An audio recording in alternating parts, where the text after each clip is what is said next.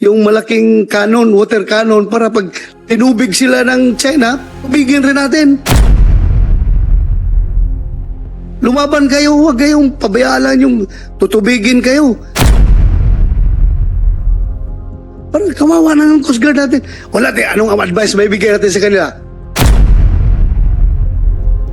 Lumaban rin kayo, lagyan natin ng malaking malaking water cannon yung barko nila. O tayo, my heart is bleeding kapag gano'n na lang palagi ang ating maibigay na advice.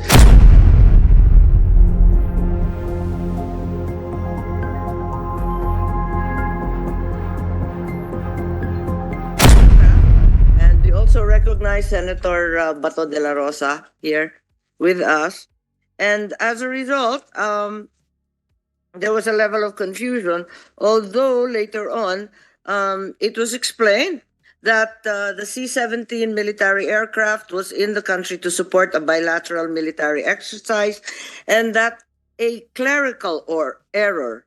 Some of the information provided for the flight clearance was incorrect. They actually landed in the wrong terminal, in the wrong area, and that they had to stop in the NAIA to comply with Philippine customs and immigration requirements, and that the cargo was in support of a marine aviation activity. But the U.S. flight planners failed to properly coordinate ground requirements. Is that correct? So far, the CAAP also stated that for their part, they required the submission of a flight plan at least 1 hour before departure from Guam because it's a foreign military aircraft, and that whereas there had been perhaps coordination between the U.S. military, the U.S. Embassy, the DFA Department of DND, the same was not approved in the flight operations briefing station of Guam. So there was a level of confusion, and that being the case, agitated some of the Filipinos regarding the unexpected landing in the airport here in Manila. I believe that the same has occurred elsewhere. I know that I was in Tacloban, for example, when certain U.S. aircraft also arrived, to the great consternation of the locals. So if the senators had opening statement, that's all I have to say right now about this until we get further clarification on the procedures and requirements that have been established, such that we are no longer unduly agitated by these occurrences. So Senator Risa, please. Thank you, Madam Chair, at magandang hapon po sa lahat. No opening statement, Madam Chair. I'm prepared to go straight to the questions about the 3 resolutions. Salamat po. Thank you, Senator Bato. No opening statement. We're just seeking clarification from your end. Therefore, can you enlighten us on the procedures and requirements for the landing of foreign government planes in the country? I think the distinguished international lawyer Harry Roque made the following statement similarly. Kung isa kang eroplano, dapat may mismong paliparan o Civil Aviation Authority ng Pilipinas makipag-ugnayan para maayos ang paglanding. Hindi dapat DFA ang kinokontak ng US military airplane singgil sa kanilang paglanding sa NAIA. Ano ba talaga ang tamang gagawin para hindi nagugulanta ang ating mga tao? Perhaps I'll call first DFA and thereafter CAAP. Ipaliwanag lang ninyo ano ba ang procedure dito. Before we begin, I forgot. I think it's best that we put you all under oath. Yes, thank you. Yes, Secretary, please. Good afternoon. Kindly rise. And also raise your right hand, please. Okay. Repeat after me. I state your name. I, Ulysses Saglas, Do solemnly swear solemnly swear to tell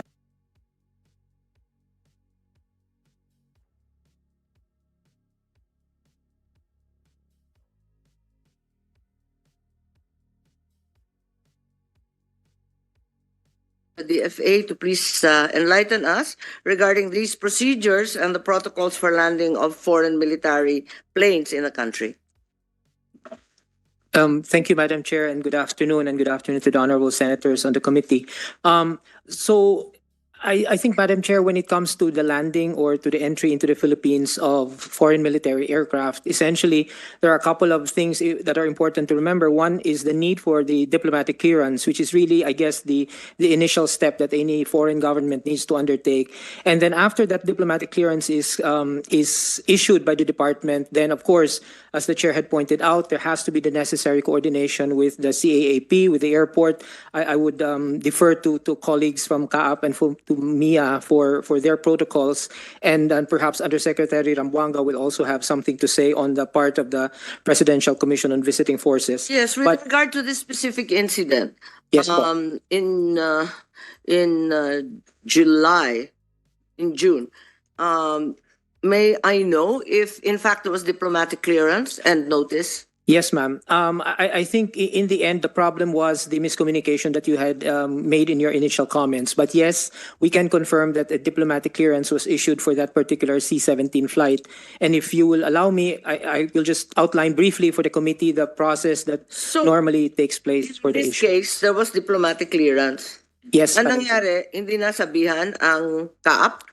We do not believe that that is the case in this instance. The problem was, as you were saying in your initial comments, Madam Chair, is that there was a miscommunication between the ground handler and the U.S. Embassy and obviously with the airport authorities. Okay, carry on. Yeah. Madam Chair, may, Senator, may interject. If that is not the case, if that was not the case, can you categorically say na merong issue kayo ng diplomatic clearance, hindi nyo na-advisean yung CAAP about that, yung DND about that, na meron tayong diplomatic clearance na binigay dito sa mga Amerikano na pumunta dito. Hindi nyo nasabihan? Thank you, Madam Chair. No, sorry, Madam Chair. We informed all the relevant government authorities. The problem was there was miscommunication between the ground handler eventually and the airport authorities. Oh, sabi ng CAAP, wala daw silang alam. Hindi daw kayo nagsabi. Ang DP CAAP, hindi daw sabi nagsabi. ko lang alam eh. Where's CAAP? Dito, Yes, CAAP, sir. Captain Ski, please. Good afternoon, Madam Chair, members of the committee. Yeah, I still have our text thread regarding this, and it was apparent that CAAP was the last to know. Please explain. I would like to support the statement coming from the DFA that indeed everything was followed. As far as CAAP is concerned, we get the lead from the Department of National Defense through the I'm Philippine. sorry if everything was followed. Bakit 10 oras halos sila nakatambay dun sa NAIA? Regarding that, the stay of the aircraft for 10 hours, we didn't have any information on that. Wait, you just said you were informed. Now you're saying you had no information. Alin ba talaga? No, ma'am. As far as the procedures are concerned, so we get the lead using a diplomatic note, and then most of the coordination are done with the DND through the Philippine Air Defense Command Center. Even the details, doon ho nanggagaling. Now, as far as the flight plan is concerned of the subject aircraft, we have it here on hand that they filed a flight plan to stop Manila on 25 June. When did you receive the flight plan? Kasi ang pagkasabi ninyo nung naglanding, nagulanta rin kayo eh. June 25. June 25, ma'am, at 10:45 p.m. in the evening, and then the flight came the following morning. So, alam nga ninyo Yes, na sir. darating. Darating, alam So, hindi correct yung sinasabi na hindi alam ng CAAP. alam namin, sir. Alam ninyo. Alam namin po. So, anong problema dyan? Bakit yung sinabi ninyo, bakit sinabi niyo hindi ninyo alam? As a matter of fact, admitido pati yung US Embassy na naglanding nga sa maling airstrip.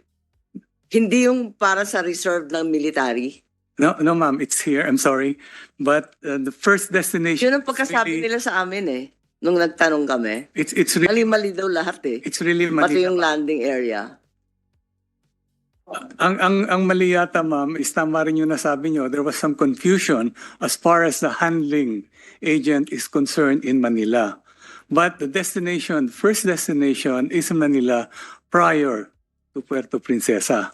Doon ho nagkagulo dahil nung naglanding ang aeroplano, they didn't even know where to park because the handling agent did not coordinate with MIA na dadating ito at kung saan magpa-park or whatever requirements they needed.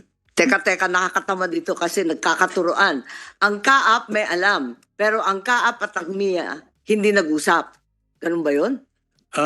If I may, ma'am, as far as international flights are, especially diplomatic or military, we do not coordinate directly with MIA regarding this because yung information na to is shared to us and we keep it to ourselves. Now, it is the handling agent who is supposed to coordinate with MIA regarding parking and other requirements.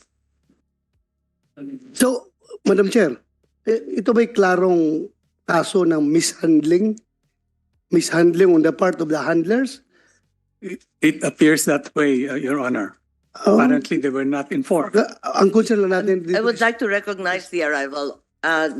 Senator Tulfo, please. Thank you. Sorry, Bato. Yes, Madam Chair. So, alam ng kaap, alam ng DND, alam niyo sir, na darating yun. So, wala tayong palisigaps nito kung gano'n, walang problema. Siguro yung mishandling lang. So, sinong government agency dapat magkukorek doon sa handlers? Sino may hawak ng mga handlers na yun, Madam Chair?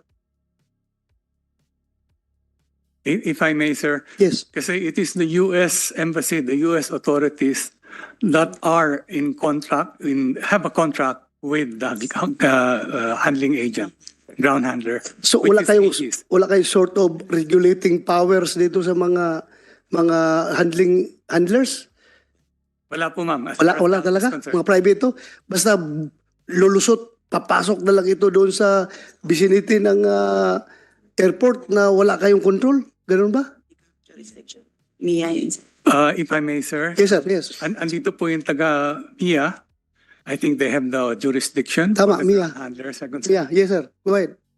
So, Madam wala, Chair. wala kayong communication ng kaap at MIA from June at hanggang ngayon? Kasi labas-pasok itong mga eroplano, minsan nagugulanta nga yung mga tao at bakit walang alam. Yes, sa MIA. Yes. Hindi kayo nasabihan? Your Honor, we confirm that for this particular flight, MIAA is not aware that parating yung aircraft po. So the time that we knew it was coming here nung nagland na po, kaya po walang na-assign na parking slot. Under the right procedure po, an aircraft operator or let's say a charterer or ito yung military aircraft po, number one, they should have sought air traffic clearance or yung landing permit which they were able to secure from CAAP. The next step would have been for them or their appointed ground handler to communicate with the airport para po makakuha ng mga ground slot para sa mga facilities sa airport. That next step po yung na-miss natin. Although they had the landing permit, there was no coordination made by the aircraft operator or the ground handler with the MIAA. Kaya po hindi po namin ine-expect na may darating na C-17 na ganong aircraft registry on June 26 po. Ang pagkaalam ko na ulit din to may iba pang mga airport kung saan naglanding na nagulat din sila. Tama ba, Kaap? Kasi this is not the first or the last time that this occurred. There were several other landings of aircraft, particularly aircraft that are not U.S. military aircraft, but rather only those contracted by the U.S. Air Force to help with their operations here in the Philippines. Tama po ba? If I may, ma'am, as far as the U.S. military is concerned, all of their movements are coordinated at meron pong diplomatic clearance that was furnished to us. No, the question now appears to be no longer the diplomatic clearance, but more importantly, the administrative clearance and the communications on the ground. Because as I said, maliban pa dito sa nangyari sa June 26, may iba pang landing sa iba't ibang lugar na nagulat din yung mga nandun. Kaya't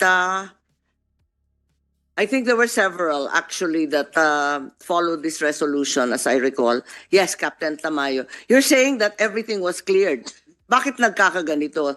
Minsan nagdi-delay ng 6 hours, ito 10 hours, ito yung pinakamalala. As If I everything was prearranged and everyone had been properly notified, I don't think there would be delays of such long periods na nakasalansang yung eroplano dun sa airstrip at walang makagalaw. like what happened in this case, ma'am, perhaps it is again a miscommunication with the handling agent of the foreign aircraft, if ever. Basta as far as CAAP is concerned, all the movements we are aware. Yung mga Whose duty is it to inform the ground handlers, the individual airports? And who is supposed to tell the individual airports? As far as the individual airports are concerned, ma'am, kami naman, we just issue a clearance for the flight plan na inapprove and it will arrive at this point. But when it comes to the handling agent, like what happened sa MIA, dapat diretso ho yung the owner of the aircraft itself. Madam Chair, Yes, if I may. Senator Dela Rosa. Parang magulo yun eh. Yeah. Kasi sa itaas, alam niyo lahat. Pero sa ibaba, wala naman Wala. sinasabihan. So- Paano ba yung ganun? Maybe, Madam Chair, we can ask Naya. Kilala niyo yung handler na yun? Your Honor, there's si US government, sir, meron silang usual handler which Kaya nga, is Age of kilala niyo. Aviation. Pilipino rin yun, Yes Pilipino. po, opo. Oh, so pwede ba yung i-ban yun dyan sa NAIA, yung mga handler na yun? Huwag niyo papasukin, mga bastos kayo. Hindi mo lang kayo magpaalam sa amin. Kaming may-ari ng airport. Ninoy Aquino International Airport Authority. Pero wala kaming authority sa inyo na papasok sa airport namin. Sabihan niyo yung iba ninyo. Hindi porque you are catering to the US embassy.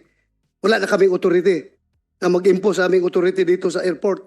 Sabihan nyo, banin nyo yan, hanapin nyo yung mga handler na yun. Huwag na nyo papasukin dyan sa airport. Yes, Your Honor. Ay, it creates confusion. Simple, maliit lang na bagay yan na walang coordination. Pero, hindi nyo alam. Binabastos kayo ng mga tao na yun, hindi mo lang nagpaalam sa inyo, kayong authority ng airport. Dapat ipa-coordinate sa inyo, hindi porke mga Amerikano yung kanilang mga siniservisyuhan. Basta-basta na lang kayong binabaliwala yung authority nyo sa airport. Mag-coordinate sila, di ba? O, yun lang, Madam Chair. Yes, Senator Dela Rosa. Yeah, we take very seriously this incident, and I think it's quite unnecessary because, as it turns out, it appears to have been a VFA exercise that had been previously agreed upon. Pero paulit-ulit na nangyayari, bakit hindi nasasabihan? So clearly, the procedure is not in place. Okay, you have all the diplomatic clearances as well as the CAAP clearances, pero naaalarma pa rin ang mga tao sa iba't ibang probinsya kung saan naglalanding. Sino ba ang dapat na magsabi? Di ba dapat CAAP? Di ba kayo in charge ng lahat ng airport? Kasi miski sa lawag na gulat din yung mga tao na may nagdadatingan, hindi pa nakatatak na US Air Force yung eroplano kasi subcontractor lang yung pinadala. So, paulit-ulit to. We know there are 500 exercises per year. So, paulit-ulit. How do we make sure na hindi na-alarma ang mga tao at alam nila na aabisuhan yung mga airport sa ibaba? Ma'am, as far as our airports are concerned, as I said kanina, alam lahat nila yung flights na pupunta ron because we issue the clearances. Hindi Flight nga plans. di ba? Sabi nga ng ground handler, hindi alam. Yun ho ang problema. We are not in touch with the ground handler, but it is the country of origin. Sila ho ang US Air Force ho, kunyari, sila ho ang may contract sa AGs. So ang sinasabi mo, hindi ang NAIA, hindi ang CAAP, kundi yung US Air Force ang hindi nagsabi sa ground handler nila? Yes, ma'am. Sila yung may contract doon sa ground handler. DND. Any comment, please? May problema tayo dyan, ma'am. Visiting Process Agreement. Ayun na, Ayusin niyo yan. yung mga Ayusin niyo yan. kayo na ngayon ang tinuturo. Kayo daw ang dapat mag-inform. Paano ba ito? Huwag tayong ganito. Dapat i-sort out natin. Nandito kami para tumulong. At the end of the day, every Senate inquiry is in aid of legislation. That is in that case, it's prospective, always in character. Gusto natin na hindi na maulit itong mga bulilyasong ganito at natataranta yung mga tauhan natin. Ano? Yung mamaya nagugulanta at kinakabahan kung sino-sino dumarating. So, paano natin maiiwasan to sa mga susunod pang exercise? Alam natin, napakarami nito eh. Yes, Asek Gonzaga, please. Good. If I may, well, I see two things. One is on. If I can just go back to what Captain Tamayo was saying earlier, the ground handler is the one who is supposed to coordinate with the airport. So it's not the airports that should coordinate with the ground handler. So the ground handler should coordinate with the airport, and obviously the ground handler needs to be informed by the contractor, by the US Teka, you have to take me through this na naman. Nalito na naman ako. Alin mauuna? Kasi there's clearly a lack of coordination between DND, DFA, and the CAAP, and as well as the Americans, no? So you are now saying that it's the duty of the US to tell their ground handler, what comes first muna? Opo. Ipaliwanag mo yung procedure para Yes, nasusundan namin. Yeah, that's what I was saying earlier. Now, there are two things basically here. One is the diplomatic clearance side, which I think everyone is agreed in this particular case, and I would like to believe in all cases, is fully coordinated among the relevant agencies. So that's DFA, CAAP, DND, AFP, and the U.S. Embassy, which is the one that initiates the request. Now, the problem in the C-17 case, and which might be the problem also in the other cases that you say took place, is the coordination between the ground handler and the particular airport in which they are going to land. Because once the diplomatic clearance is issued, then the coordination at the policy offices is over. It's now operationally between the ground handler and the airport where the airplane is going to land. And that's I'm what sorry, the so, problem was in the Kapil, C-17 po. The ground handler is supposed to be informed by the U.S. Air Force. Is that correct? Yes, ma'am. And we have no duty to do the same, even if we're fully aware that such a landing is going to occur? I don't think so po. Yeah. Can we clarify? Yeah. Yes, CAAP. Tama ba yun? Basta Ma'am, it is- bahala na yung ground handler, siya lang ang magsasabi. Yung ground handler na lang, yung ground handler lang at saka yung US Air Force ang mag-uusap, sila nang bahala. Inform the airport. Ma'am, Pali yata yun. Anong papel ng Pilipino doon? Atin pa rin ang airport, sabi nga ni Senator Dela Rosa. Ma'am, as far as the ground handler is concerned, they are the ones who have a contract with the U.S. authorities. Sila mag-uusap, pero yung Yes, ma'am. airport atin eh. The airport is ours, pero yung ground handler nga ang dapat makipag-coordinate do sa airport itself, like what happened to Mia. But how does the airport know that it was cleared or not? Dapat nagsabi rin kayo, di ba? Para alam ng airport na authorized yung landing na yon. As I said nga kanina, ma'am, the information given to us by DND and DFA is exclusively for us, and it is not shared among the others. And I think that was confirmed by Hindi, Mia as pag well. nagtanong yung airport, totoo ba to? Cleared ba to? Kanino sila magtatanong? Yung airport. Sinabihan ng ground handler yung airport. Yung airport, hindi alam kung totoo, hindi. At tama naman, i-confirm niya. Kanino niya dapat i-confirm? Madam Chair, I would assume that, I don't know, maybe our colleague from MIA can explain. I would assume they would have the paperwork that would be necessary for MIA to grant the slots and everything. Sir? Your Honor, if I may. You're correct that in this case, they were able to get a landing permit from the CAAP. So that's the first step. So when I say they, these are the aircraft operator or the aircraft owner. And in this case, it's the US military po. So the next step would have been for them to coordinate with their local ground handler dito. And that local ground handler will submit the requirements to MIAA. Kasama po dito sa requirements natin is a permit to operate non-scheduled flight operations. And kasama po dun sa required attachment natin yung mga permit na in-issue ng CAAP po. But in this case po, dumating po yung aircraft without any ground handler coordinating with us.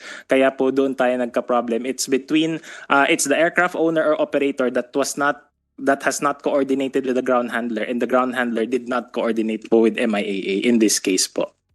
So, Madam Chair, para itong kwan ang NAIA, may-ari ng bahay.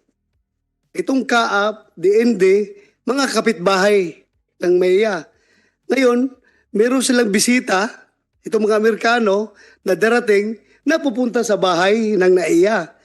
Ngayon, the sad reality is that kayong lahat, okay kayo na bibisita yung bisita niyo dito sa ating lugar, particularly sa bahay ng NAIA. Ang may-ari ng bahay hindi alam na mayroon palang bisita na darating doon sa kanila. Simple, kung ba? Binisaya na explanation ba? Di ba? Oo. Dapat yung may-ari ng bahay, sabihan ninyo na mayroong darating kaming bisita, imbitado, para yung may-ari ng bahay makapag-prepare. Makapanglinis, makaprepare ng pagkain para ma-welcome yung bisita, di ba? Hindi yung magulat na lang yung may-ari ng bahay. Ngayon, biniblame ninyo yung handler, yung ground handler ng aircraft, ng US aircraft. Sila biniblame na hindi nag-coordinate sa kanila. So, dapat mga ahensya ng gobyerno, ulit as coordinate with each other para maiwasan yung mga ganyan. Oo, hindi ba pwedeng sabihan din yung airport ng CAAP, DFA at DND? Tatlo na kayo, siguro naman isa sa inyo pwedeng tumimbre sa airport diretso. Yes, Yusek Rambuanga. I'd also like to recognize the representative of NSC, Deputy Director General Erico, as well as Yusek Madriaga of DND who just caught up. Yes, Yusek Rambuanga. Ma'am, the clearance system all starts with the U.S. Embassy requesting DFA. There is a unit in DFA that issues permit clearances. This is the Intelligence and Security Unit. Pag na-clear na nila, ikakaskade nila yung mga yung mga clearance sa DND, sa AFP, sa CAAP. Tapos hihinto ron, hindi aabot sa airport, dun sa bahay ng may-ari. Hindi, we should recognize yung role also ng yung handler. Just like in Subic, meron silang tinatawag na husbanding agent. Dito sa sa airport, tinatawag nilang ground handler yon. In this case, sa airport, yung ground handler nila is Aegis, Aegis. Aegis is the US Air Force handler, right? Oh, yes ma'am. And ang binabayaran nito ng US Embassy, ang trabaho nila is to make coordination. Kung sa Subic, yung husbanding agent will coordinate. Dito, yung Aegis will coordinate with the authorities already here at the the local airport. Makikita natin na Yusek, right there, tamang-tama yung sinabi ninyo na galing sa US Embassy. The US Embassy admitted that due to a clerical error, some information provided for the flight RCH-192 clearance was incorrect. May we verify this with CAAP? Kasi ang US Embassy sabi, talagang mali yung information na binigay ng US. Admitido po nila na may mga mali doon. Ma'am, we're not aware of any of these errors by the U.S. Embassy, except perhaps the absence of coordination with their ground handler. Because everything that we have They is admitted in order. incorrect information because they had incomplete information themselves. That was what was provided to me. I'm sorry, ma'am, we are not aware of the information that So was in who's error. supposed to be the ground handler of this flight, the RCH-192? Aegis din, di ba? Totoo ba naglanding sa maling airstrip? Kasi ang pagkasabi ng American Embassy, miski yung lugar daw mali-mali. If I may, ma'am, as far as the airport is concerned, tama po lahat. They departed Guam, and then the flight plan, which is here, landed Manila at a certain time. Ang nagka-problema lang kung saan sila magpa-park. Because, kasi yung Aegis is located Yes. at Palagba. So it's the parking na It's the parking ang mali. Okay. So we had no choice kasi nakakaharang siya but to have the aircraft taxi towards the Tama. Kasi ang remote. tagal-tagal niya nakaharang dun remote. eh. Oo. Okay. Anyway, balikan lang natin si Manila International Airport. Who was supposed to be the ground handler? The usual Aegis. Your Honor, in this case, nung dumating po yung flight, but since we were not aware po, our ramp controllers were not aware na parating tong flight, we, by default, we tried to contact yung usual handler nila, which is Aegis Aviation. Pero nung kinontak namin sila while they're still waiting for their usual parking slot, Aegis said na parang walang advice po sa kanila. So that's why So hindi alam ng ground handler. ground handler po in the initial instance. Ba yan? So, ang nangyari po ma'am, the aircraft as said by Captain Tamayo, so that hindi po mag-traffic ang, kasi kung saan siya nakaparada, this is the taxiway going to Pero T3 po. nagtataka rin ako, ewan ko Senator Bato, pag nangyayari ito, you have an alien aircraft landing, ine-embargo yung aircraft at ina-aresto lahat ng laman, di ba? Lahat ng tao nasa loob, di ba? Hinihinto lahat yan kasi walang abiso. Yeah, Madam Chair, hindi naman ito hahantong sa ganun dahil meron naman silang mga general rule. Yeah. As a general rule, if you have an aircraft that lands surreptitiously and without any notice, talaga naman na ihaharang yan. Kaya nga nagkagulo, hindi nagkaintindihan, di ba? Ang tagal. It goes, Yeah. Yes, you were saying. Yes, Your Honor. The aircraft landed, pero wala, Tapos yung ground handler didn't know did not know po. about the flight. That's why our first protocol was to reposition the aircraft to another remote location. Kaya yun na po yung sinasabi po siguro ng US Embassy na nagpark sila sa ibang lugar from their usual place of parking doon po sa may Balagbag, which is near our maintenance hangar. So nilipat po sila sa RPA or Remote Bay number 24 at doon na sila nagtagal ng almost 10 hours. And at around 2 o'clock, tsaka po sinabihan kami ng Aegis Aviation that they were already advised by the US government to handle this flight. Yung Aegis din. Opo, yung Aegis din po. Tulad nga ng sinabi ni Senator Dela Rosa kanina, is it the fault of the ground handler? And if so, can we sanction him? Kasalanan ba ng ground handler? Ba't hindi niya alam ang nangyayari? Aninong kasalanan to? Ma'am, in this case po, it's we cannot ascertain if it's the ground handler that nagkamali na hindi tayo na-inform or baka hindi rin siya na-inform ng aircraft owner, which is the US government. In that case, Madam Chair, I would like to take back my earlier statement advising NAIA to ban that handler from the airport dahil unfair naman sa kanila na hindi pala sinasabihan ng mga Amerikano ang details, hindi na alam, tapos sila ngayon ang ipopolt natin. Ipopolt natin yung mga Amerikano. Sila may kasalanan, wala naman tayong magawa sa kanila. Pero yung handler na Pilipino, I would like to take back my statement. Kawawa naman, maliit na negosyo lang yun. Tapos sabihin pa nila, pag-initan natin. So, okay na, papapasukin mo ulit. Okay na. Thank you, Madam Chair. Hindi, ang tanong na lang dito, pwede ba yun?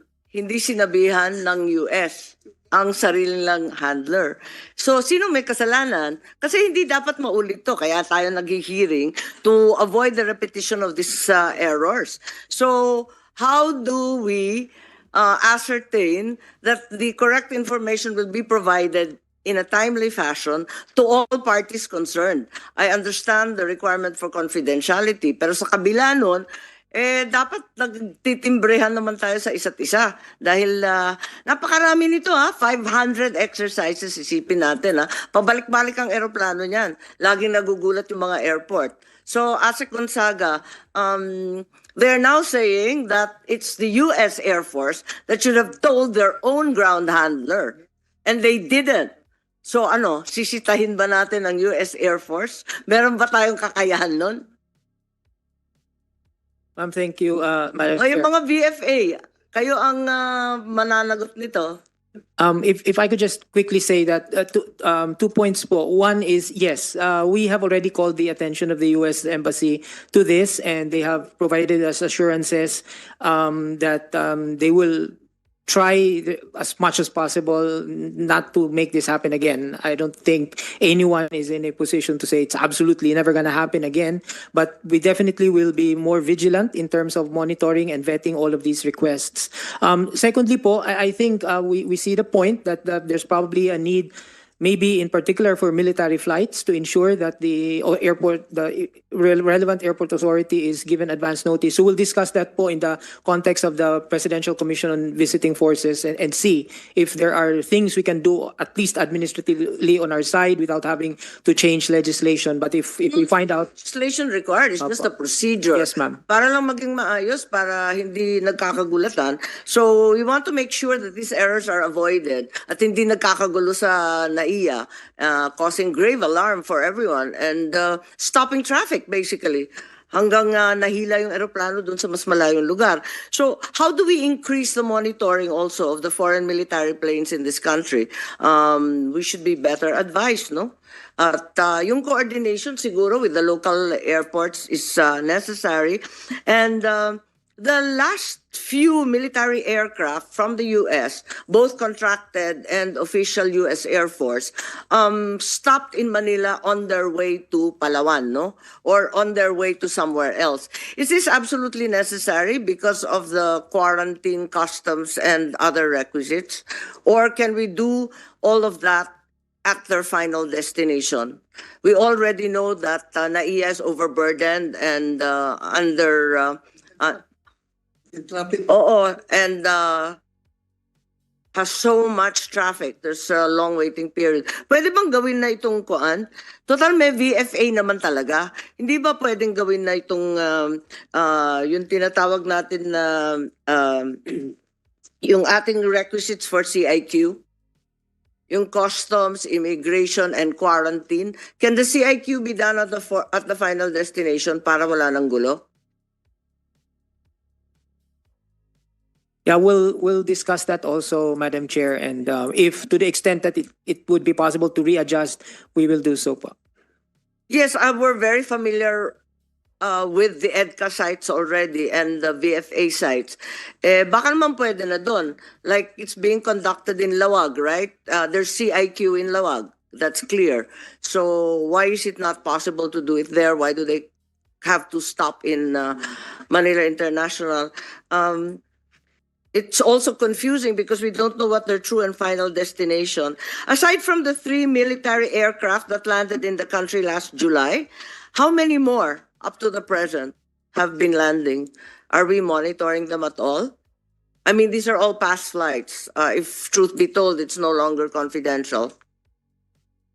Madam Chair, I don't have the figures with me right now, but our as Yusek Rambuanga was explaining, our intelligence and security unit should have the statistics in terms of the number of flights. Yes, could we request, because we have more and more foreign exercises, including Japan, Australia, New Zealand, and the rest. Their airplanes are also seen coming in and out of our airports. Is it possible to get a list just to make sure that we're all forewarned of all these travels? Meron listahan? Oh, yes po. Yes, Madam Chair. Deputy Director General Jericho of NSC. As a former member of the Armed Forces of the Philippines, we do monitor the flights from the different countries, specifically that does military exercises at the AFP level. At the AFP command center level, we monitor it on a daily basis, Madam Chair. Yes, not So- that you have to share all this information with us, but simply because it appears that many local airports do not seem aware of what's going on. Yes, Madam Chair. We could also extend the information for the benefit of the local airport. But we were discussing earlier, for your question, if it is possible to conduct the CIQ, I believe it is possible to conduct on the international airport. But for some other airport that is not classified as international airport, which we don't have the agencies of the customs and immigrations and quarantine, they have to come into a port of entry for the conduct of CIQ, then to the other destination. Just like when we go abroad, Madam Chair, we have to be in a port of entry, then we could move in intercontinental, Madam Chair. So I believe it could be possible, Mr. Yes, Madam. I think it's possible given that this is going to be fairly frequent and we already know the sites. We know they'll be in Palawan. We know they'll be in Cagayan and Isabela. We know where it's going to happen. And you presumably have earlier knowledge. So we can organize a little bit better para hindi magulo. Yes, Yusek Ramwanga. Ma'am, this omnibus implementing rules and regulation has been in existence for 8 years already. And all from re-entry, entry, on-site, departure, lahat nandito eh. If the offices described here will just do their part, hindi tayo magkakaroon ng problema. Nandito yan eh. Yes, sir. Then who is not doing his part? Right now, as we speak. Who is not doing his part? What particular agency? Kaya andito tayo ngayon to correct. I-correct natin. O, to improve it. Di ba, Madam Chair? Oo. So, ano sir, mayroon kang alam na hindi nagagawa ng kanyang trabaho sa agencies concerned? May I say something, sir? Yes, sir. Yes, sir. Yusek Madam Espino wants Chair, to interject, yes. Good afternoon po. To avoid future confusion, we will probably request JUSMAG to strengthen their coordinations with other agencies. Because as process is concerned, everybody in the department follow the process from the receipt of the request up to the time the diplomatic clearance is given. We follow the process. But in the ground level, there was poor coordination. So we will coordinate with JUSMAG to strengthen the coordinations with other agencies of, especially Yes, now that we have plenty of military aircrafts arriving in the country. Yes, sir. Madam Chair, wala man tayong problema sa mga ahensya ng gobyerno. Lahat mga coordinated, alam nila. Ang problema ngayon doon nga sa ground handler, which is not a government agency. Ngayon, itong ground handler na ito, sabi nga ng MIA din na hindi rin nabigyan ng impormasyon. So may kasalanan talaga ito, yung Amerikano, yung US Air Force or whatever, sila kasi hindi nila inupormahan yung ground handler. Now, maintindihan rin natin na since itong ground handler is not security classified na tao, dahil mga civilian ito, baka kulang rin ng tiwala yung mga Amerikano, nasabihan kagad sila dahil alam nila ang China nagmumonitor sa movement ng American military aircraft. So yun, diyan nangyari ang bottleneck ngayon. Nag-iingat sila, that caused the problem. So maintindihan rin natin ang Amerikano. Being our ally, maintindihan natin sila na they exercise maximum confidentiality in all their movements. Kaya hindi sila nagsabi doon sa civilian ground handler, baka mag-leak at malaman na naman ng China. Yung pag-resupply nga natin ng pagkain sa mga marines natin sa BRP Sierra Madre, alam nga ng China eh. Kaya mag-ingat rin tayo. Diba? So yun lang, Madam Chair. Thank you. Yes, salamat. Pero I just wanted to cite kay Yusef Ramwanga, no? Ito nga, may mga rules na dapat i-comply, no? At eto nga, there's the issue here, I think, General Erico. Eto nga yung problema. Kasi hindi naman final destination yung NAIA. It wasn't the final destination. Puerto Princesa was the final destination. Kaya siguro yung sinabihan, yung final, hindi yung hihintuan. Pero we do have in our rules, as it turns out, the Section 518.3, entry and departure of foreign military aircraft and or vessels shall be made only at international or designated airports and seaports. Pero pwede talaga basta na designate, mutually designated, where proper CIQ inspection can be conducted. So I think that's the concern. Perhaps the transit CIQ was not relayed to either NAIA or the ground handler, but the final destination they were aware was Puerto Princesa. So let's try and figure this out kasi this requires a great deal of coordination and we don't want this to be repeated. Yes, Mr. Ko. Yes, Madam Chair. We would like to share also, of course, together with CAAP, we informed that if we could possibly hold the port of entry and exit of these exercises instead of Manila, maybe pag-aralan kung pwedeng sa Clark, because as you've mentioned, Manila is already a very congested airport, and ang pagdating nila at any time of the day and sometimes during the peak hours really affect our commercial operation. So if it can be considered also, if walang international port of entry sa final destination, baka pwede pong instead of Manila na sobrang ng congested, we can consider Clark po. Tama, there are other alternatives. There are so many EDCA sites in the north. They can all go through Lawag. There are so many, there's also other EDCA sites in Central Luzon. Clark seems to be the obvious answer. So I believe that's the alternative. There's also Cebu and so many others. So at all costs, we should try to avoid this. Perhaps I will then request from the VFA group, constituted by DFA, DND, as well as by the CAAP. Gawa kayo ng bagong procedure para naintindihan natin at hindi nagkakabulilyaso. Kahit simple lang, at least yung step by step naintindihan ng lahat. At walang gulatan sa mga airport sa probinsya. So, may magbibigay sa atin yan? BFA, sino ba?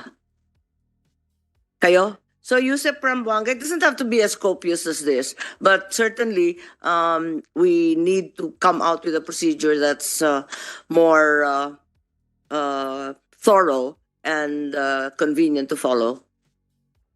Actually, lahat ng mga agencies involved should have their own implementing rules and regulations.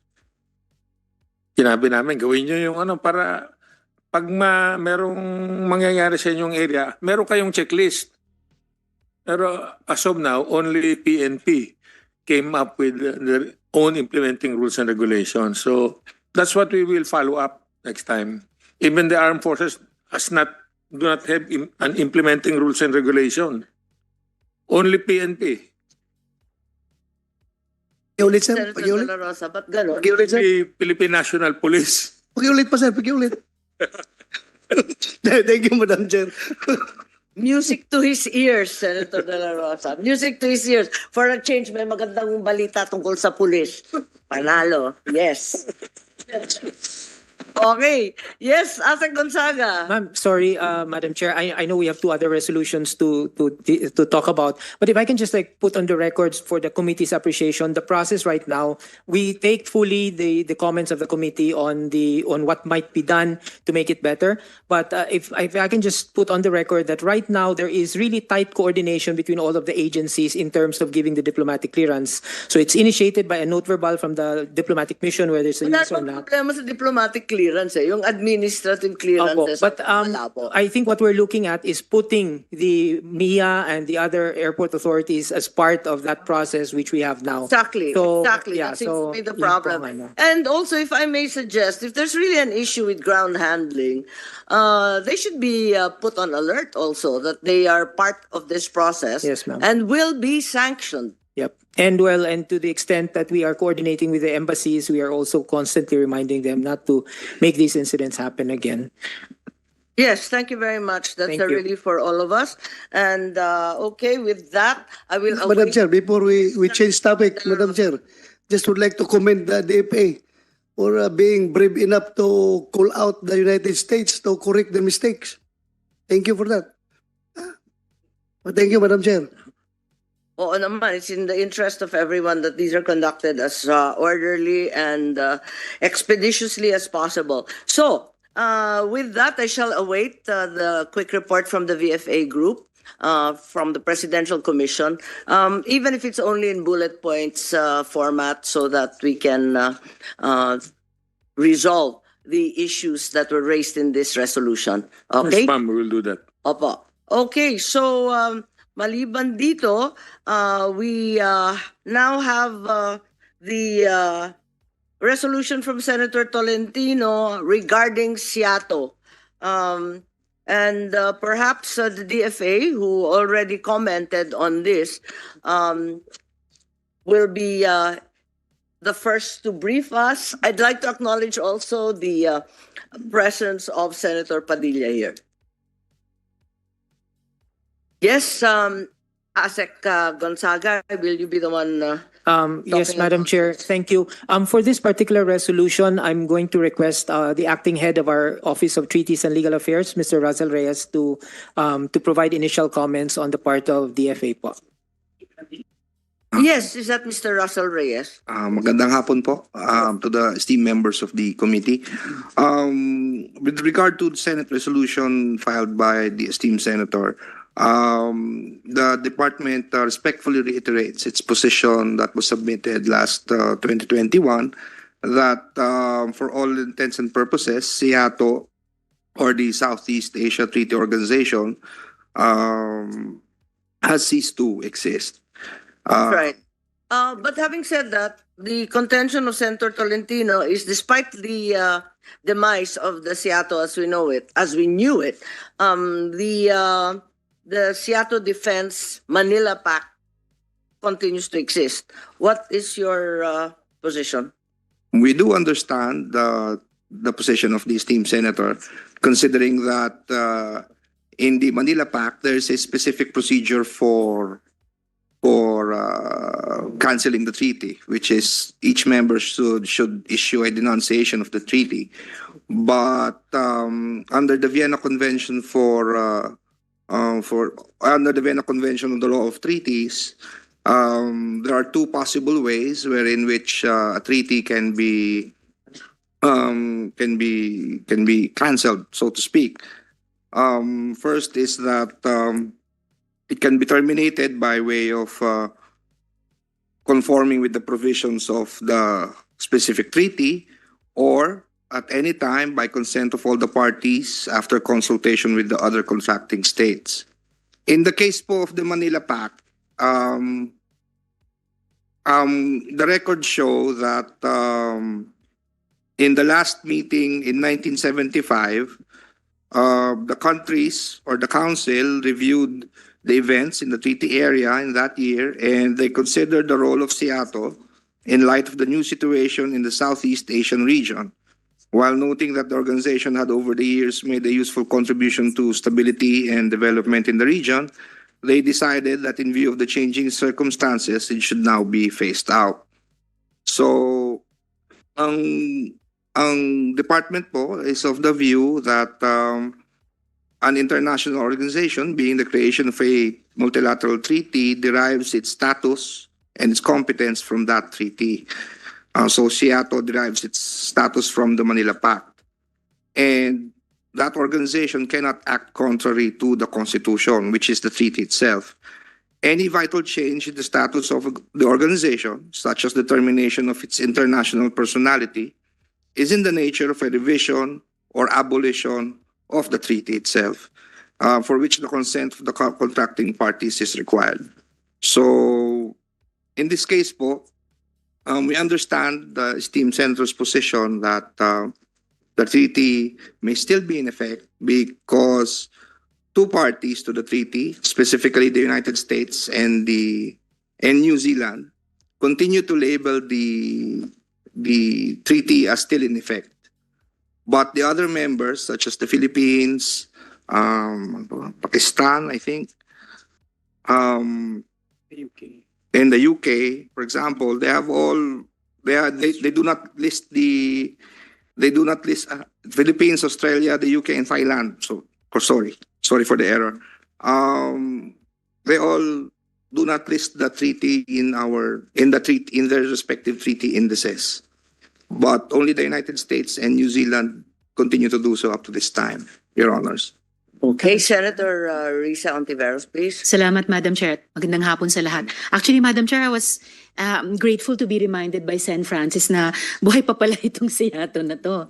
Hindi ko, well, but it's like a shadow of its former self dahil meron pa palang 4 na bansa who, though Seattle has been disbanded, yung 4 na yon, they still recognize the Manila Pact or a Southeast Asia Collective Defense Treaty. 4 pala. Dalawa? 2 lang? Alin na lamang po? Okay. my research included kasi the UK, and I thought you mentioned Thailand, sir. Sorry, my mistake. Pero recently, nireiterate ng New Zealand yung suporta nila for navigation, freedom of navigation, saka overflight in and beyond the South China Sea in accordance with the UNCLOS. Tapos si Australian ambassador naman also reiterated his country's commitment to support, quote, the outcome of the arbitral award and supporting the Philippines as it goes forward dealing with different or difficult regional issues. And nitong August 6, Madam Chair, dinekry ng UK yung incident sa Ayungin Shoal. So, ang isang follow-up question ko, Madam Chair, appropriate time ba ngayon para pag-usapan yung isang bagong multilateral agreement with like-minded countries in the region, perhaps patterned on the SEATO or taking inspiration, say, from the ASEAN or from the Quad? Kasi yung ibang mga bansa na dati o hanggang ngayon kumikilala sa Manila Pact are a member of one or both of those formations. So a new multilateral agreement to provide for our collective security, ensure the continued stability of the region, and safeguard the existing rules-based international order. So may halaga po ba yun? As reiterated by our secretary himself, the Philippines has adopted a foreign policy of being a friend to everyone and enemy to no one. So we believe that we are open to any proposals for such an arrangement, for such a treaty, as long as it serves the interests of the Philippines. So at that point po, again, we believe that we are open to receiving such a proposal. Thank you, Madam Chair. Yes, by way of follow-up to Senator Ontiveros, the reality is that while we have constant ASEAN defense meetings, ang totoo, walang nakasulat kasi sa Treaty of Amity and Cooperation ng ASEAN hinggil sa external aggression and other threats. Ang nakasulat lamang sa ASEAN is hindi siya defense treaty o military alliance. Napakaliwanag niyan sa ASEAN. Kahit nagmi-meeting, panay ang meeting ng ating mga defense minister. Alam naman natin may grupong ganon. Pero ang laging sinasabi from Article 9, 10, 11, 13, prevent disputes and foster amity, peace, harmony, stability in the region. Pero wala kailanman sinasabi tungkol sa military alliance. At eto ang wala sa ASEAN pero maliwanag sa SEATO. So palagay ko ang pakay ni Senator Tolentino ay maliwanag na sana magkaroon ng military alliance din sa ASEAN. Kasi sa ngayon wala silang obligasyon tumulong sa atin.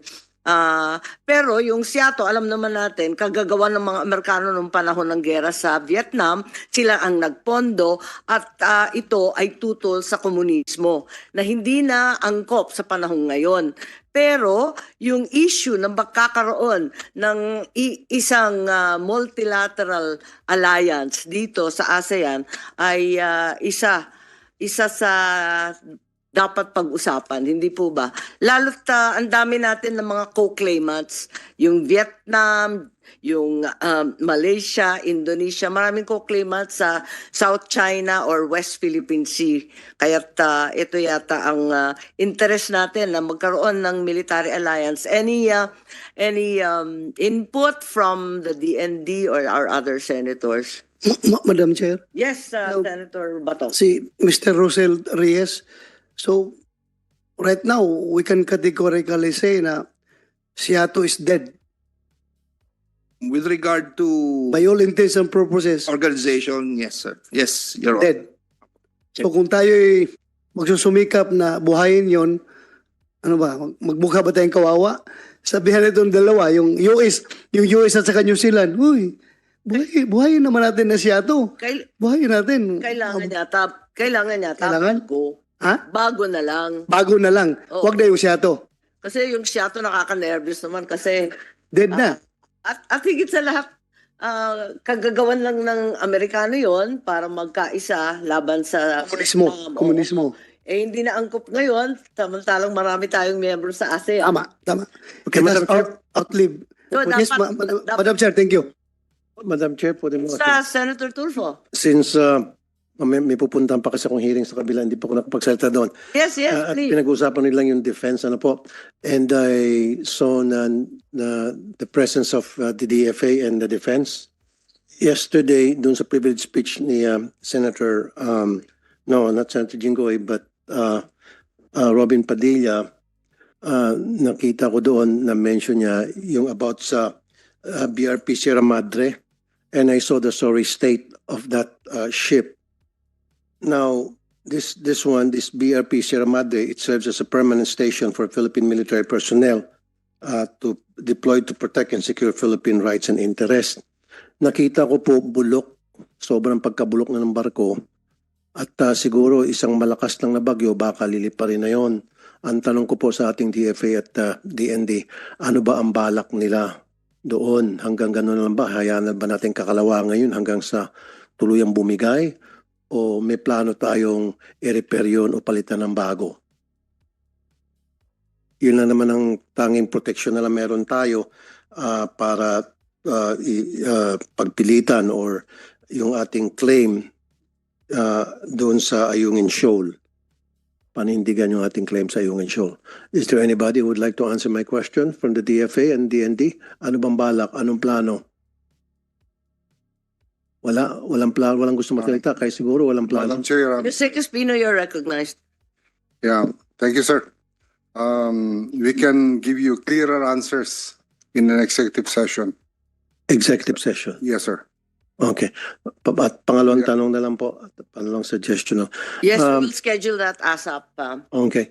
in order to derive the information required by Senator. I read an article pertaining to the suggestion of dating Chief Justice Carpio, if I'm not mistaken, and his suggestion was para hindi na tayo palagi nabubuli yung ating militar ng China sa West Philippine Sea, lalo na yung pagdadala ng supply sa kanilang mga tropa sa Ayungin Shoal.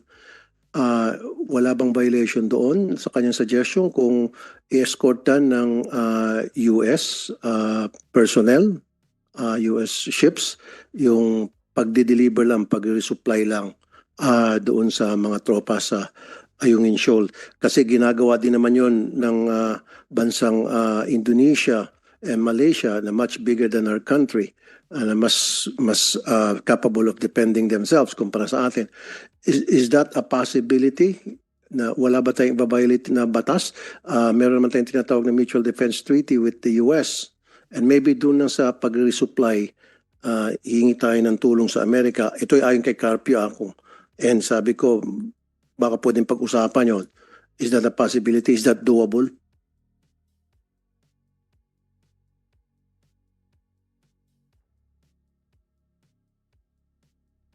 Yes, sir. It's a possibility, sir. And Exploring. we are actually exploring all possibilities, all options regarding the RORE, regarding the rotation and the supply of our personnel at Yungin. And as of now, we can still handle the situation, Your Honor. Thank you, Madam Chair. Madam Chair. Yes, Senator Ontiveros, please. Actually, may mga dalawa pa akong tanong about Seattle. But it's okay, Madam Chair, dahil nadako din po tayo sa BRP Sierra Madre at yung Ayungin Shoal, if I could continue in that line of questioning. So, without going into specifics po, which could be discussed maybe also in that executive session, Madam Chair, may factual basis po ba sa mga ulat na baka may saboteurs o informants na nag-ooperate sa loob ng Pilipinas na sumusuporta dun sa illegitimate policy ng Chinese government sa West Philippine Sea?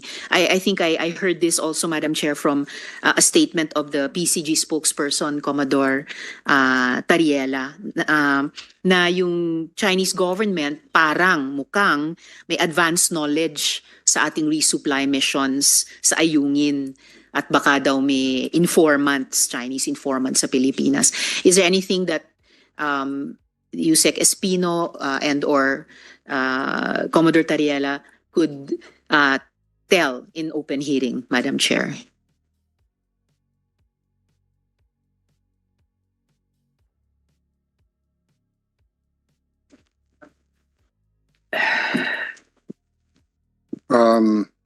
Madam Chair, that is a possibility, but of course, we are always thinking that during the loading of supplies, there are already informants in the areas where we load our supplies before the RORE, before the operations is conducted. So nakakakuha na po sila ng mga inputs doon and information. Salamat, Yusek, Madam Chair. Related yung sagot nila dun sa follow-up question ko na paano nga ba na yung mga Chino na i-intercept yung ating mga resupply missions? Halimbawa, sa dami ng mga ships nila dun sa palibot ng Ayungin, could that situation in fact be described already as a blockade? Yes, Madam Chair. At any one time, there are a daily presence of about 80 to 200 militia ships and China Coast Guards presence in the area. So even if we escort our vessels, our private vessels supplying the necessary requirements of Ayungin, hindi po tayo, we could hardly counter the number of vessels from China. Normally we escort one Coast Guard and one Navy ship every time we conduct the RORE. But the Chinese, they have at least three main Chinese ship and plenty of Coast Guards, plus the militia ships presence in the area. Salamat, Yusek, Madam Chair. In fact, naalala ko po sa confirmation hearing ng isang opisyal natin sa Armed Forces of the Philippines. At that time, the gentleman described the swarming as akin to a phalanx. At kahit po sa aming mga civilian, alam namin ang phalanx military tactic or formation yan. So, to hear of 80 to 200 hostile Chinese vessels conducting such operations around Ayungin, talaga it's a cause for grave concern. Tapos bakit po na-intercept itong huling resupply and rotation mission? Dahil ba mabagal yung chinarter natin na barko? How do we ensure that the People's Liberation Navy, the Chinese Coast Guard, and the Chinese Maritime Militia are unable to unlawfully intercept or interfere with our operations in the area?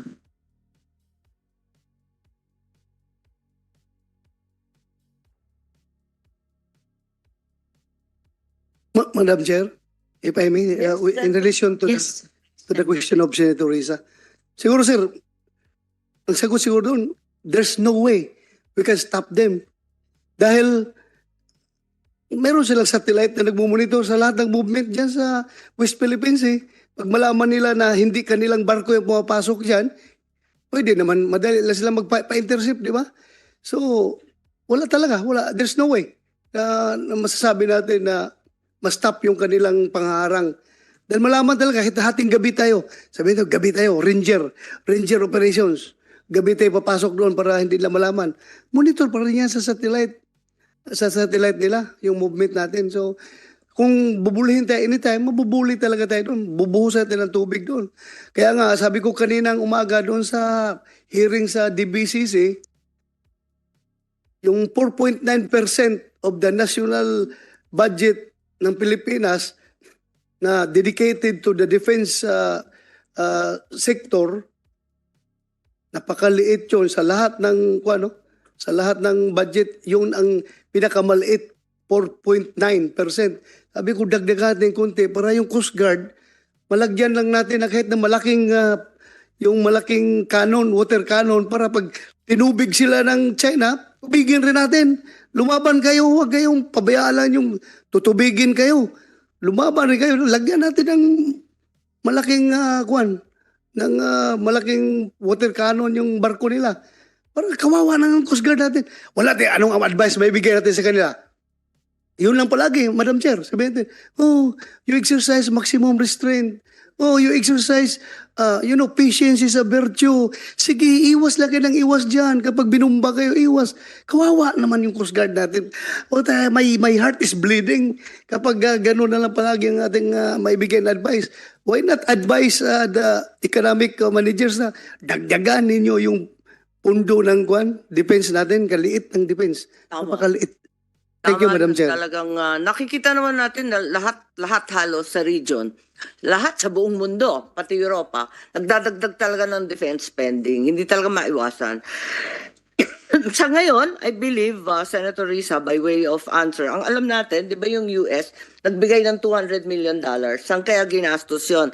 Pero ang alam ko, ang priority nila, mismo yun, yung drone communications, yung drone and other satellite communications. Ganon din, tayo yung first recipient ng Japan ng communications and radar. So ito yung at least maasahan natin, umpisa tayo, pero at the end of the day, ang tunay na depensa self-reliance talaga. Kailangan meron tayong sarili.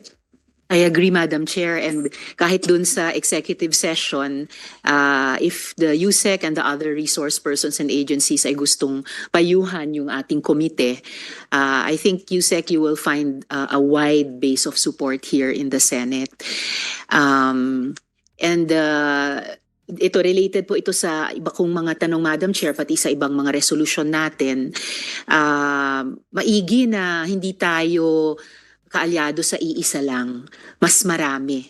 Hindi lang US, hindi lang pagpilian tayo between US and China, pero lahat ng pwede nating makaalyado para sa rule of law kahit sa dagat, sa ilalim ng UNCLOS. Kaya Madam Chair, yung interest ko sa yung isang reso pa natin, yung pag-review at kung ano man sa MDT at yung baka hindi pa naubos na potential sa Malasiato na arrangement, Madam Chair. Salamat. Yeah. Dahil dito nga, sana Senator Bato at si Senator Ontiveros, abala tayo dito sa Senator Padilla. Akala ko silog. Hindi, binibiro ko ng seatmate ko.